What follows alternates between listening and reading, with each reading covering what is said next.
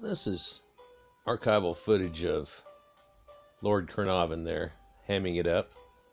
Quite the spry man at this time here, whenever they had actually found King Tut's tomb. And the original archival footage from them bringing out things. And they knew it had been untouched because of this door framing with the hemp rope that was here. And so they knew that it was actually untouched. And here's a recreation of them opening up the doors. He was always enamored from seeing old pictures. His father was an artist and had painted pictures of Egypt and Egyptologists and things, and it really set him off to a new thing. Here are some of the artifacts that are being taken out of there. And interestingly enough, boats, chariots, Anubis, bulls, things that are strewn all around the world now as being artifacts showing you the great wonders and wealth that came out of just one of the many of kings that came through Egypt. In fact, being a boy king, it's believed he did not even accrue as much wealth as some others.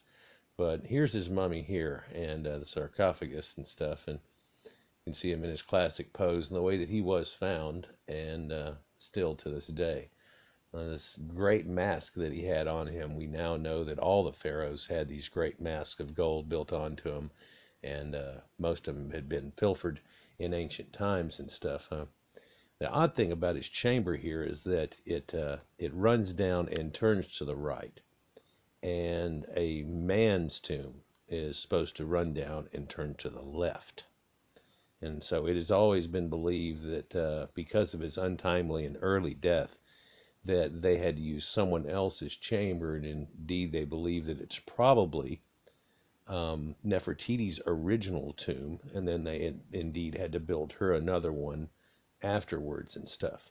You can see the placement of all these things, the carts that are made right here and stuff, and the wood portions of them had pretty much rotted away, but there are some stanzas and some poles that help to hold them together, and they've recreated a few of these. It's kind of remarkable that they are in that good of a shape, but being sealed hermetically like this, it's gonna impart things, and that's what allowed the mummies to be excavated through this whole time. Now, his chamber is back here, and this is where he was originally buried, and to this day when you go and see him, it's in here. And in the room here they had a lot of gold and artifacts. The boats were in here and so on like that, extra articles.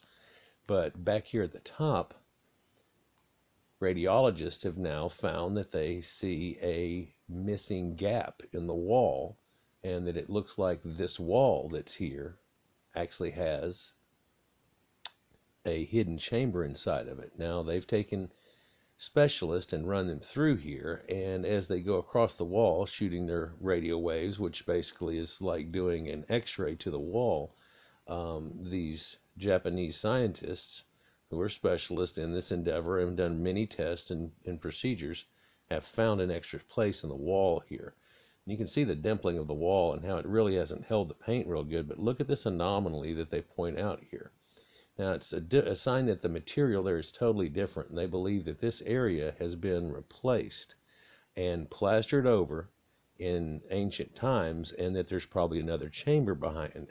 Now, it could just be another extra antechamber that's off the side of it that was sealed up, but actually contains more gold and treasure and artifacts. So this type of find here leads to the idea that, you know, it's a great find. We have gold, we have treasure, we have a hidden secret room, and all the things that you want to know about ancient Egypt and things, but it's being stifled somewhat. And of course, the hierarchy of the Egyptology world got changed a little bit, but the area that's right here, they're showing you that they think it's this area here. No, it's not. This is not the declamation of it.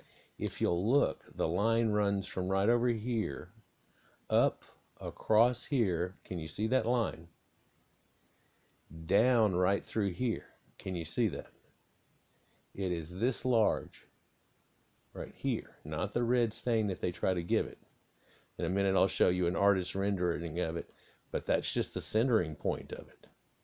It's not really the thing. The whole thing has been plastered from an edge that starts right here. I mean, you can see a line that still runs down through here, all the way up to here, straight across. Hopefully you can see that line. Cuts right through his wrists, right to his neck. Anyhow, let's continue here because they think this was Nefertiti's tomb, and of course, there's been a lot of controversy on Nefertiti here lately. They've made a new bust of her that somebody took the skull of Nefertiti. Now, so some people are saying, well, Nefertiti's in there, the most beautiful of all. That was, there. Well, Nefertiti has already been found, it seems. So it could just be an antechamber or something still worth looking at. Again, here she is with her one blue eye still left set into it. But Nefertiti means beauty comes to us, or beauty is come. They believe that it could be detached to Nefertiti, but it doesn't seem that it really would be. But people are interested in this extra chamber, and he's showing you how the scans showed that there was an area, two of them now, one of them definitely more prominent than the other. And so whenever you look at the scans on the walls, they've done these scans here where it basically drops out the paint. See, that throws your eyes off. And then whenever you don't have the paint here, you can actually see when you get in this area, there's this line, and all this is plastered behind, and this is the original stone. There's also these insets or knocks that are on here that people have said are spacing and things to help them draw graphs and stuff like that, but it's more of an odd thing that they would leave some exact chuck mark like that onto a wall. But let's continue with this and show you where they think this hole is. The secondary one is here, and it's smaller, like a person could crawl through. So this is the look of it here, where here's Tutankhamun's chamber, and then they believe here's the bigger one, and here's the little small one that crawls through, right? Now this one appears to be up off the ground slightly, or its entrance is up off the ground. This one is close to the ground, and they believe drops down even lower. But it's being stifled somewhat by Zahi Hawass, and of course the archaeological lead change there at the Ministry of Antiquities of Egypt. But so these scan areas show you that there is an anomaly in each one of these areas that show you there may be even one on the side antechamber up there too, a third, but the entrance is not really shown so much. Now, a team has gotten together, and they're certain of their findings. Nicholas Reeves here is he a senior Egyptologist at the University of Arizona that's in one of the leads that's on this. And so a new amazing adventure is about to begin here as long as they let you do something. Here's that simulation where it is smaller, but I'm telling you, see these little orange dots? It's actually bigger than this. There's the line that goes across. You can kind of see it, and it comes in. Now, whether this was filled up with stone in here and then plastered and another chunk of stone inset, do you see that? To where it's like, it's a doorway, they put some stones in the doorway and then plastered over the whole thing. That makes a whole lot of sense. It really does. Let's continue to look at this. So there's your anomaly that really stands out. They want to say there's these two chambers and perhaps a third that runs back in here. Now, they've seen these other chambers, so it's easily possible that there are others, and they want to investigate it. It's being somewhat stifled, and I can understand the reason why. I mean, Zahi Hawass, everybody always gets on his case, but nobody wants to drill a 1.5, 2-inch hole through one of these walls and deface it forever to see if there's something behind it, and could there be another way to search for such things. And really, to be honest with you, there's not really another way to search for these things. It's something we're all going to have to try to buckle down and see if we can't even perhaps build a smaller hole. Maybe, we have these small cameras nowadays that are able to go through something the size of a pencil easily. They, do it down inside your body, up around through your heart, looking at things and so on. So they could take and put a pinhole through an area there and then put in a camera. Now, if that showed, some magic promise in it, then they could do a slightly bigger hole and go with that. Now, would they ever bust through and ruin that surface there?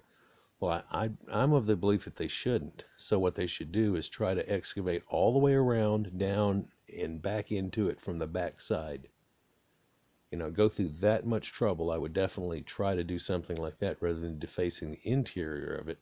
And of course, that's only after they've taken a real good look at it. But just wanted to brush up on this again because it came up in the news one more time how the teams got together and put out another press conference. And of course, Zahi Hawass showed up to do a totally different thing. And when asked about it, he said that their data doesn't show anything. And that's an odd response whenever you can look at the data yourself and show that it shows something. So maybe we ought to investigate what that something is. That something is what man's quest is always about. And it should not be stifled. Like, share, and subscribe. Peace.